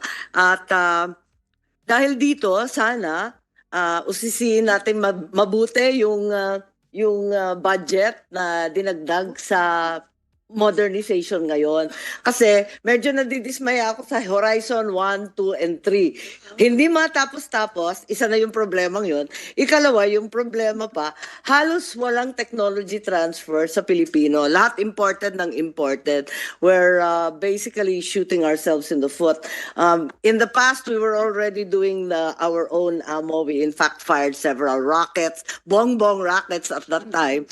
And we had all sorts of vehicles that were manufactured in the Philippines. Ngayon, wala na tayong ginawa. Yung mga mini cruiser na, lahat tayo nag-aral mag-drive sa mini cruiser. Lahat yan, wala na, di ba? Kasi imported na. Dahil meron tayo sa batas, requirement that it should have been used in 2 other armed forces. So even the machine guns and other very basic equipment that we can well produce in the Philippines, we are buying from Korea and elsewhere. It's a really depressing situation. Patras tayo kayang-kaya ng Pilipino gawin pero ini-import pa dahil sa sariling batas. Ano ba naman to? Dapat i-amend sa lalong madaling panahon kasi nakakatawa tinignan ko kasi out of 154 Horizon contracts, let's say 154 more or less yon ng mga kontrata under the Horizon program, dadalawa lang ang may technology transfer na dito gagawin sa Pilipinas o tuturuan ang Pilipino. Yung Israeli, yung sa Navy. Yun lang yun.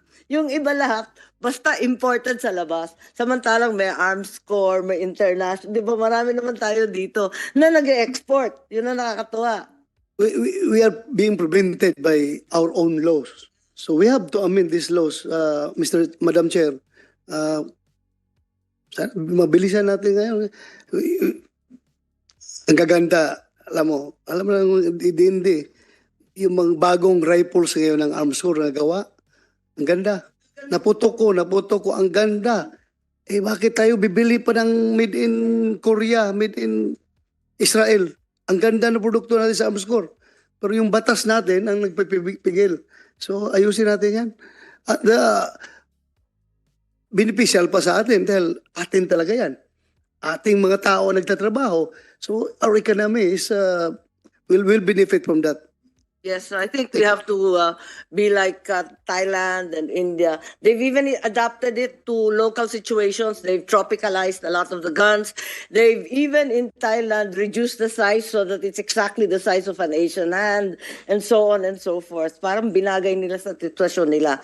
Yun ang maganda sana. Kaya Madam Chair, before we leave that topic, tanungin natin itong DND. Okay ba kayo dyan?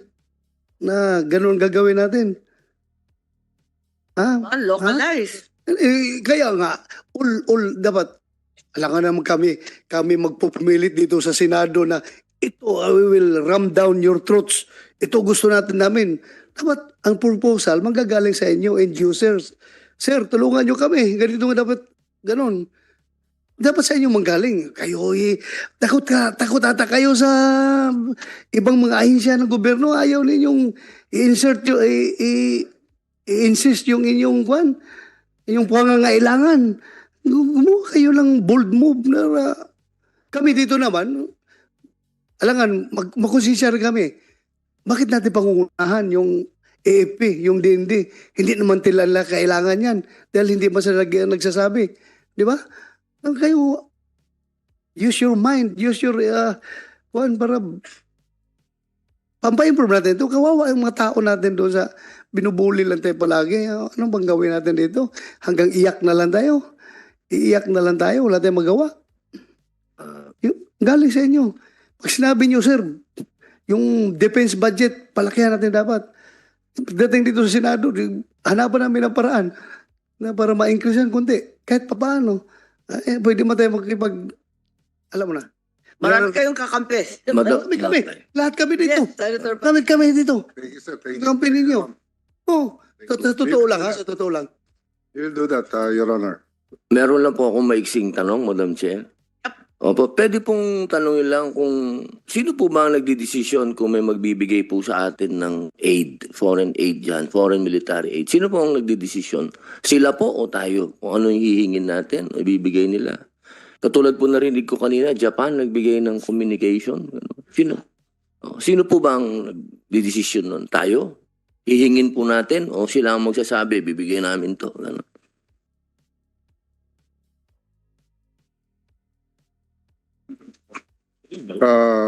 Kadalasan, sir, ibigay na lang nila.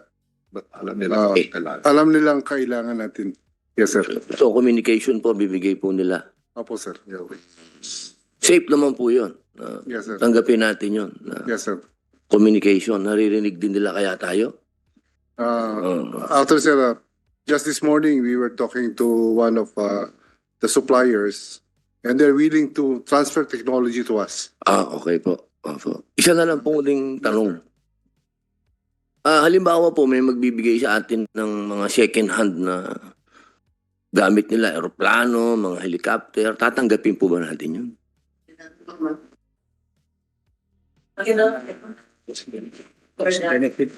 Madam Chair, beggars, Senator Rubin, Bato Dela Rosa. beggars cannot be choosy.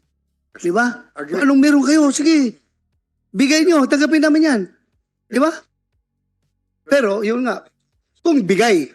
Pero kung bibilhin, again, you are being limited by the procurement law. Di ba? May problema tayo. Pero kung bigay, tanggapin natin. Sayang din. Kung bigay po, tatanggapin natin. Yes, sir. Opo.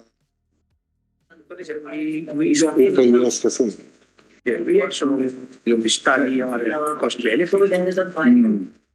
Wala naman pong ano po yun. Wala naman pong deal.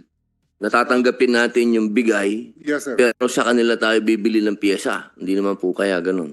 Kung gano'n po, sir, medyo baka may problema tayo. Baka mas mahal naman yung pyesa kaysa sa binigay nila. Opo, yun lang po yung mga gusto kong itanong Yes, kasi But, parang minsan binigyan ka nga ng sasakyan, mas mahal naman yung piyesang binebenta. or wala pong supplies. Opo. Walang, Opo. Yun lang po, ano lang po lang ako, nagtanong lang po ako tungkol sa mga aid. Maraming salamat po. Madam Chair. thanks, sir. Yes, Senator Ontivero.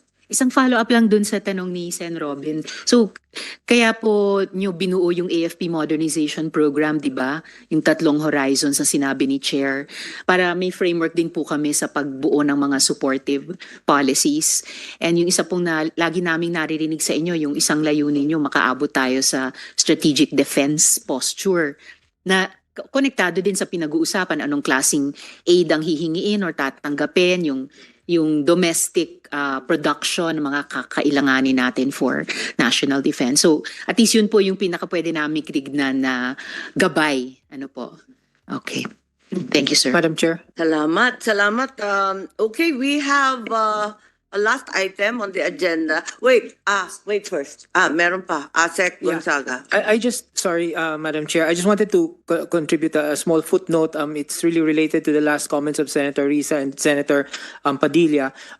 As we think together, executive and legislative, about how you can be supportive of the defense modernization plans, I just wanted to mention that we probably can track that with the ongoing discussions we have with the United States on what we're trying to do a security sector assistance roadmap for the AFP. So that one, we're matching the needs of the AFP with the capabilities that they can provide. So I think we will all just bear that in mind as we work together. Thank you. Madam Chair, baka maganda, ASEC, hindi lang sa US magamit itong roadmap, pero lahat ng mga whether treaty allies or basta mga allies natin sa sabihin nating rule of law sa kadagatan. That has been recommended po, and we're definitely going to pursue that. Thank you. It should be noted also that the Foreign Investment Act has been amended. And among the key amendments is the defense manufacture requirement that it only be that all production should only be for export. As it stands today, it doesn't necessarily have to be for export any longer. Therefore, if you can attract investors in the defense industry, including communications, radar, vectronics, and others, which was what we were doing in the past, it would be very, very helpful, at least for deterrence and other capabilities. Sana maayos natin yun. At nabuksan na, nasa Foreign Investment Act na bago yan eh. Pwede tayo mag-attract ng mga bagong mga manufacturers dito sa Pilipinas. Okay, with regard to the Seattle, therefore, it's the, yes, Senator Tiveros. Sorry, Madam Chair. Last 2 questions na lang po tungkol sa Seattle. So, may strategic advantages po ba sa pagpasok sa ganyang klaseng mga multilateral security arrangements kumpara sa bilateral lang na arrangements sa ating mga allies at partners? Madam Senator, I think our policy offices are in a better position to answer the question po. Maraming salamat. Okay, Yusek Siriban. Good afternoon, Madam Chair and distinguished members of the committee. Yes, Your Honor, I think there are bilateral arrangements. Of course, we have a number of them, but I think multilateral engagements can be force multipliers. That they are, if we are able to as what Secretary Manalo reiterated many times, we are always open to working with as many partners as possible, not just with traditional partners, but with non-traditional partners as well. And we have been doing that, starting to do that in recent years. Ang tingin ko, Madam Chair, yung isang maganda pa sa force multipliers, hindi lang na namumultiply nila yung force natin. Pero these kinds of multilateral formations enable us to build unities among the different partners and allies. Kahit dun sa iba or kahit sa bawat isa sa kanila, we may also have issues with them. Pero kapag magkasundo on common principles, halimbawa nga rule of law in the sea based on UNCLOS, then at least binding yon and pwedeng mabalanse yung conflicts that naturally come up from time to time kung sa mga individual nga na tao, kahit sa mga bansa. Just a last question, Madam Chair, about SIATO. Ano po yung magiging parameters or posibleng parameters ng ganyang klaseng multilateral regional security arrangement? Or Masyado bang maaga? May mga broad strokes bang nasa imahinasyon ng DFA? Maybe, Madam Chair, if you allow us more time to look at it in more detail. Of course, when Seattle was originally conceptualized, it was against the communist threat in the 70s. Of course, Particularly Russia, kasi 1954 pa. the situation has changed, and of course, we have to titignan ho natin, ma'am, what kind of elements can go into this kind of multilateral arrangements. Salamat, Madam Chair. And then, Deputy Yusek, as far as able, baka pwede niyong i-advise kami sa komite through our chair kung ano yung thinking ng department about this. Salamat po. Yes, Madam. Yes, apropos of a defense pact, which at this point is unlikely in ASEAN, given everybody's different affiliations. What's the progress on the code of conduct? At least yun, matatapos ba natin yan? Ang bambalita yan, parang natulog na yan forever. Well, ma'am, actually, yung sa code of conduct, Madam Chair, the discussions are continuing. Actually, Wala bang deadline? Kasi I recall before the pandemic, meron tayong deadline eh. Inaasahan na August of 2020 may lalabas. Tapos na pandemic, tapos na isang tabi. Tapos hindi na pinag-uusapan. Although the other week I heard something that I read somewhere that there was some kind of uptick in discussions. Is that correct? yes, ma'am. Actually, Manila, the Philippines will be holding the latest round of negotiations of the code of conduct in August. We are working closely. It's August. Yes, It's August it's now. August. So when is it going to happen? Next week, ma'am. Next week. So, this is the latest round, and hopefully also we are working with the chair and with the ASEAN colleagues in China to narrow differences and to try to come up with a if not a time frame, but to try to come up with more definitive milestones para ho mas malapit ho tayo sa pagpirma ng code of conduct. Okay, so that's a valued first step. I don't know what the Philippine position is, but I think there were some members who wanted a more stringent and legalistic code of conduct, and others who wanted a more liberal, open-ended one. I recall that was the split and the delay. In any case, let's move on with the Seattle. I have in hand already the DFA opinion that it's only a technicality if it exists at all, and that in fact we have to rely on ASEAN because Seattle is no longer there. But in fact, the opinions raised are certainly valuable, that a defense pact among our neighbors would probably be something we should explore in so far as it is possible. Okay, lipat tayo sa MDT. Ang 1951, 19 kopong-kopong na kasunduan ng Pilipinas at ng US. Ang katotohanan, napakaraming mutual defense treaty ng Amerika sa iba't ibang bansa. Hindi lang tayo, pero eto nga, andito nga yung resolution ni Senator Tolentino na naman na i-expand yung definition ng metropolitan territory at may payment at itabi yung definition ng gera para madagdagan ng cyber attack. Okay, pero in the meantime, I am aware that nung Mayo, nagkaroon ng bilateral defense guidelines. Is that correct, SND? There were new guidelines that were established with key priorities to deepen cooperation and interoperability, land, sea, air, space, and cyberspace that probably already respond to the resolution of Senator Tolentino.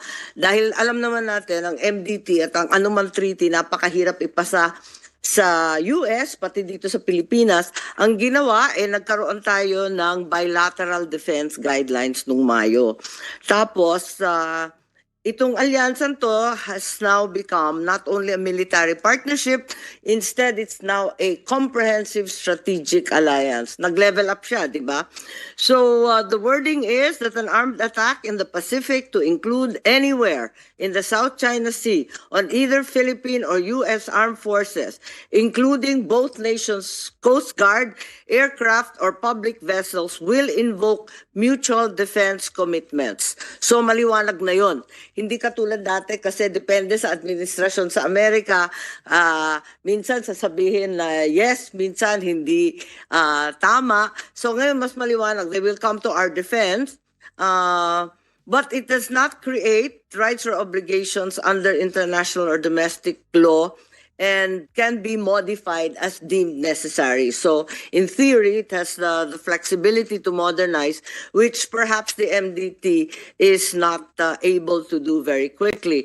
So may coordination, and there's mention now of both conventional, non-conventional domain, taking into account asymmetric, hybrid, irregular warfare, gray zone tactics na nabanggit kanina sa swarming, at pati na rin artificial intelligence. Meron ring information sharing at hindi pa rin natin napapasa yung General Security of Military Information Agreement. Yung GSOMIA, matagal nang inaantay ng Amerika yan eh. Tapos yung Security Assistance Roadmap. I think you made reference to that earlier, Asek Gonzaga. And interoperable defense platforms from FMF and FMS and excess defense articles. Pero sana wag naman puro bulok na truck, ano. And then deepen cooperation with EDCA, expand cooperation maritime security, National Coast Watch, civic action programs, eto na yung disaster and humanitarian. So, develop air defense capability. Kaya lang ayaw nila magbigay ng F-12, hanggang drone lang daw. Paano kaya yung air defense na yun? Ewan ko ba. And then, combat transnational non-conventional threat, improve cyber defense and cyber security. Okay, so ito yung update, ano? At yung EDCA sites, ano, na I think binibilisan na yung construction sa original original 5 sites and even in the 4 new sites. No, so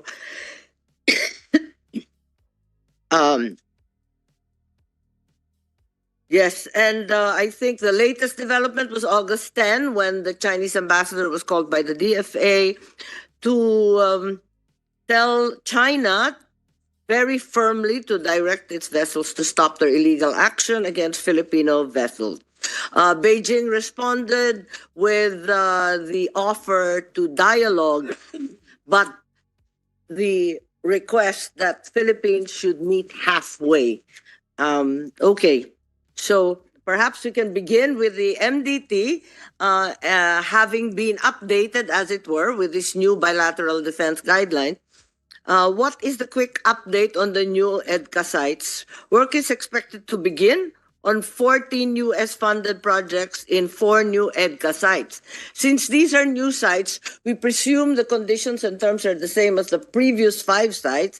My question is, the last time USEC Galvez stated that construction and work cannot begin unless the exchange of notes between the 2 countries has been finalized. So, have we agreed on the exchange of notes? Meron na ba?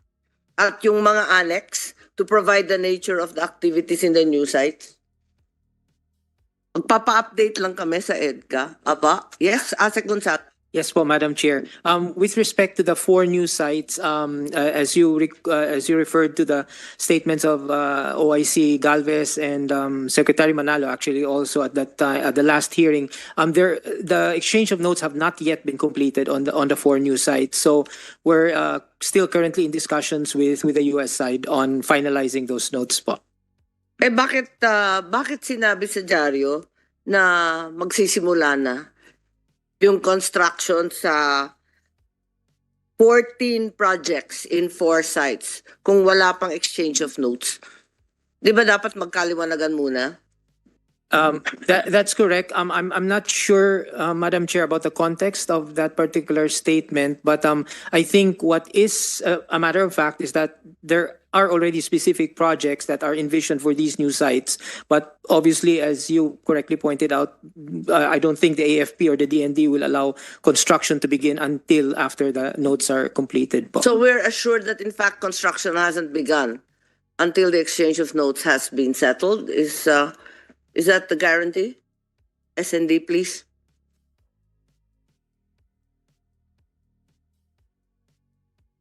For new sites, yung 5, walang problema yun kasi matagal nang tapos yun, delayed na delayed nga eh. Yung bago, yung 4.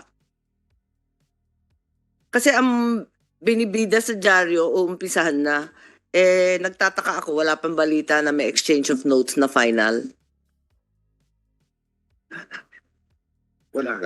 As of now, Madam Chair, the projects have been undertaken to the old sites, to the 5 sites. Yes, But to I the new recall that sites- the 5 sites, the last time they reported, only 20% completed. Yes, ma'am. So, tinatapos muna yung 5 sites. Are we assured of that? Bakit may balita na nag-umpisa na doon sa 4 new sites? Wala pa po. Hindi totoo? Hindi po. Wala pa po. Okay. Yes, Senator Antiveros. Just to follow up on the question of the chair, naalala ko po kasi yung previous closed door briefing nyo sa amin and then yung hearing, tinanong po ng chair, wala bang papel ang Kongreso or at least ang Senado dun sa pag-alam sa 4 na bagong site? So even now, na palapit hopefully yung exchange of notes, ganun pa rin ba yung status? Walang papel ang Senado sa usaping ito?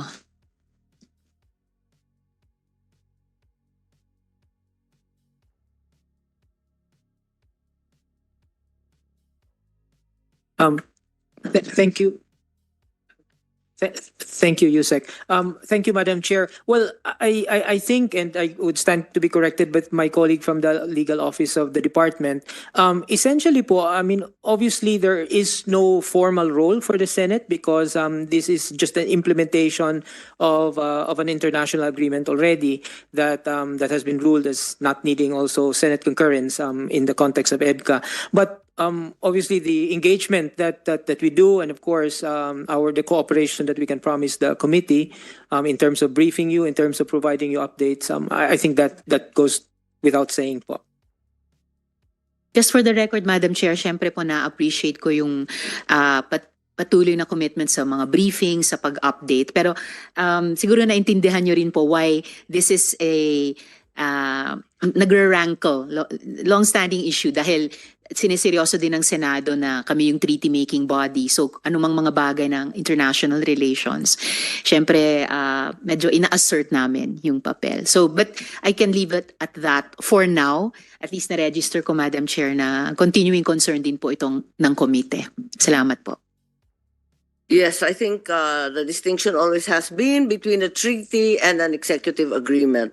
Time and again, EDCA has been defined by the Supreme Court as an executive agreement and therefore the purview of the executive. Pero hindi naman sinasabi na hindi dapat malaman din ng mga ibang opisyal.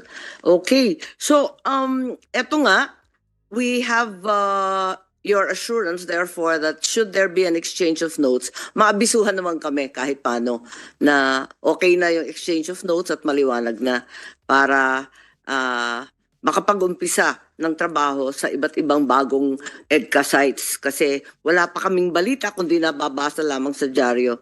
The news about the long overdue review of the 1951 MDT continues to circulate.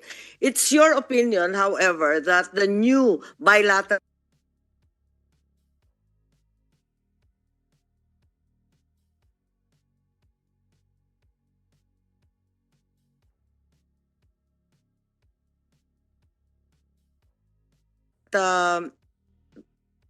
Senator Tolentino has stated that the metropolitan territory should be redefined to include other territories where the Philippines exercises sovereign rights, including the West Philippine Sea.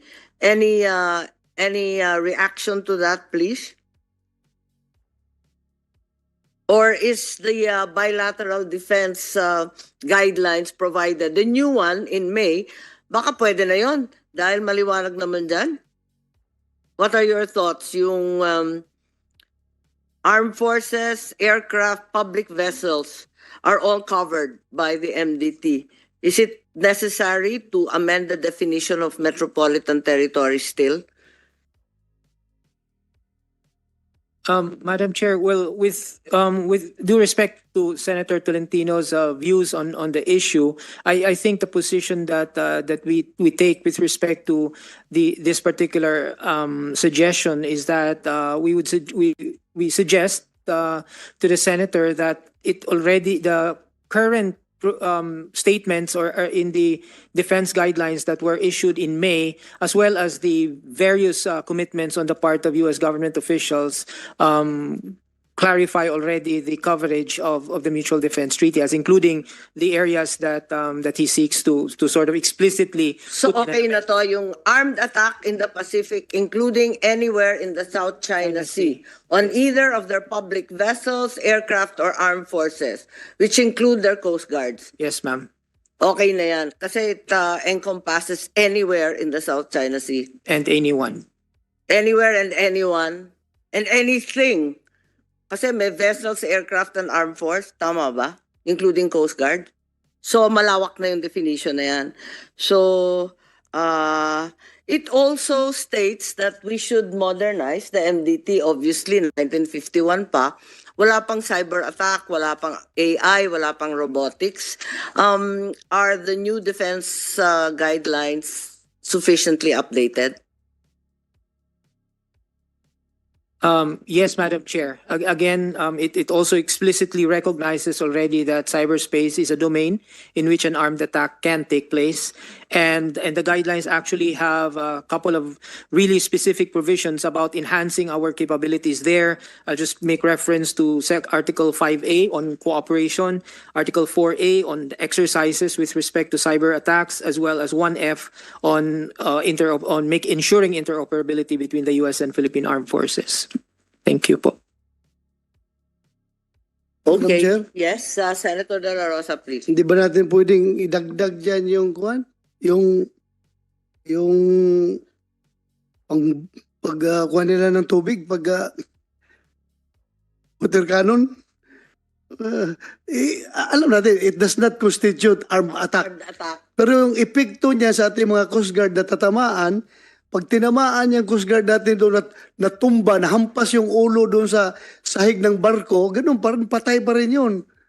Madam Chair, hindi nga, walang bala na pinutok, ubig lang. Pero ang effect sa injury, even death, kapag tinamaan yung ating mga tao doon, nahampas yung ulo doon sa sahig ng boat, patay pa rin.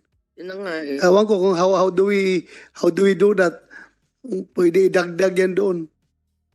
Thank you, Madam Chair. Itatanong ko rin yan eh. Kasi sabi doon sa provisions ng guideline, cyber attacks and non-conventional threats. Ano yun? Non-conventional ba yung water cannon?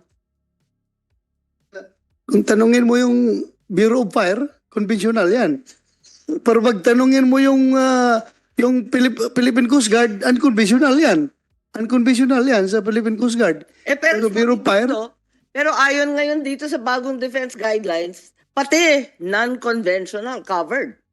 Saka Madam Chair. Tama ba yung wording na nababasa ko? Cyber attacks and non-conventional threats. Madam Chair. Sakop na yung water cannon. Madam Chair. Tama ba? Madam Chair, Yes, dun that's sa Senator Ayungin Rosa. incident, in fact, naalala ko sabi ng Coast Guard, yung pagdadala ng tubig sa barko ay para lang sa firefighting. Kaya talagang maling-mali yung ginawa ng China sa atin doon. What do we understand with regard to non-conventional threats? Thank you. Kayo nag-negotiate niyan eh. Paliwanag na lang yun sa amin. Kasali ba si water cannon? Thank you, Madam Chair. No, actually, if I can just say that we're still, yes, that appears in the bilateral guidelines, but I think there's still a lot of discussion about the specific kinds of activities that would be considered as coming under that. Obviously, lawyers on both sides have things to say about these things, about water cannons, about all other kinds of activities. I will just say that we're currently and also we have to look at the guidelines as a living document. So discussions are ongoing, and Sec Lorenzo and I continue to discuss with our US counterparts, and we're hoping to get better clarification. But I think there's no need to be overly legalistic. Sa atin, the operative word is threat. Clearly, the water cannons were a threat of some sort, di ba? Whether classified as conventional or non-conventional, it was quite clearly a threat. And the subject is threat. The modifier is the conventionality of the threat. Kaya, Yes, which brings us to another issue that I'm sure you have questions about, which is like unfortunately, there is going to be a legal process Kaya nga, in terms paano of ba ito? identifying those. Kaya, Madam Chair, ayaw natin manggulo, pero ayaw naman natin na inaapi tayo mayat maya. Madam Chair, Dela Rosa, please. I think it's only appropriate for this committee to advise DFA lahat na ng bagay na to our advantage, isaksak na ninyo. Bahala na silang umayaw. Kung umayaw yung Amerika, wala tayong magawa. Pero kung yung ikakalamang natin, dapat isaksak natin. Di ba? Baka yung laser attack. Hindi yan kasama. Pero kung pwede isama natin so that China will run out of unconventional tactics to bully our people. Idagdag natin doon para malaman lang kasama na pala yan. Hindi natin gawin yan. So mag-imbento. Ha? Yun. Balon. Lahat na pwede. Ako lang ang taga-DFA. Kahit na bordering to whatever, basta lamang tayo, doon tayo. Yun ang ating dapat mga posisyon. Yun lang, Madam Chair. Thank you. Yeah, speaking of which, hindi ba natin pwedeng amendahan ang EDCA na may bayad naman sa mga LGU? At saka yung MDT mismo, may sinasabing civic action, assistance to the community, at paulit-ulit yung sinasabing disaster and humanitarian assistance. Samantalang tayo pa ang nagbabayad ng kuryente, ng tubig, at lahat. Kaya't hindi ba dapat amendahan EDCA, no? Para at least isama naman yung pagbabayad at yung civic action na sinasaad ng MDT. Yes, Senator Antiveros. Any Salamat, action Madam Chair. muna sa kanila? Madam Chair, Wala bang pinag-uusapang kabayaran? we can explore that, Madam Chair. But normally, usually, the EDCA sites, there are US aid projects for the community. So, may mapupunta po sa community, US aid project. Wala kami naramdaman eh. Ang buong norte, yeah. sinalanta ng 2 bagyo. Pero, nandun yung EDCA sites, wala naman kami naramdaman kahit isa. Yes, Madam Chair. But they recommended this, actually, the US aid projects plus other community projects. Yeah, in yung EDCA civic sites. action, 1951 pa yan, hindi bago yan. Yes. Madam Chair, That Yes, Senator Dela Rosa. mabuti ka, wala kang naramdaman. Ako wala talaga akong nakita. Sir, like for example, yung Zamboanga, yung kampo na Zamboanga na 24 hours sila naka-aircon, ibig mong sabihin, yung anong kampo natin dyan sa Zamboanga? Yung Mismincom natin ang nagbabayad ng kuryente nila? Ganun ba ibig sabihin, no, sir? Sila? I think, sir, separate ang meter nun, sir. They pay for the electric bill. O tubig kuryente daw, sabi ni Madam Chair. When I was in West Mincom, they pay for their... Next hearing, sir, you require them to submit to us their electric bill payment, ha? Yes, Your Na Honor. sila talaga nagbayad, ha? Yes, Your Honor. Laruin natin. Kawawa naman tayo. Wala na nga silang renta dyan. Hindi sa nagrenta, tayo pa magbabayad sa kuryente nila. Sobrang pang-aabuso naman yan. Tapos sabi nila, meron silang mga ano sabi mo sir, mga project na kwan, wala man tayo nakita. Wala man tayo nakita. So, Pilipino tayo, huwag tayo magpaisa. Tingnan natin kung iniisahan tayo, hindi maganda yun. Madam Chair, yun lang. Thank you. Madam Chair. Yes,